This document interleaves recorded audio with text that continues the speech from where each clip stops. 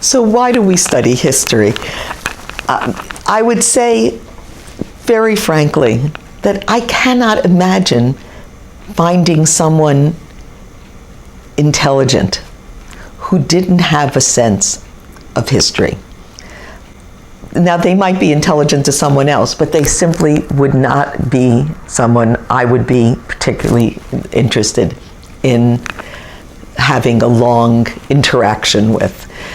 Because if you don't have a sense of history, you have absolutely no understanding of anything around you. Because you will say, oh, well, this happened.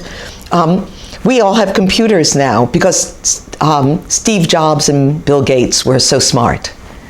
And I suspect there are a lot of young people in the computer world, that's their narrative of why we have personal computers everywhere.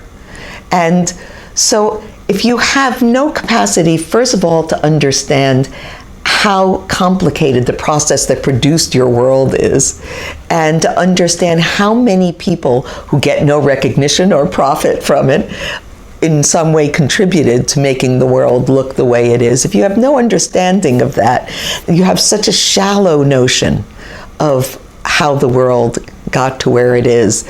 I just don't think you can have any sensible take on how things are happening now, because if you can't imagine a more complicated narrative about the past, I also think you can't construct a more complicated narrative about the present.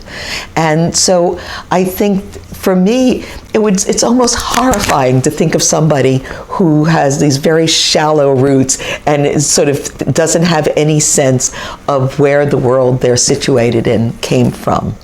And in a sense is kind of reduced to creating their, or accepting sort of myths that circulate around them that might even sometimes be interesting myths, but which they accept because they reinforce whatever they assume about the world, which are usually stereotypes and sometimes even prejudices. So I think to have a deeper understanding of how things came to be, how they are, is part of being human.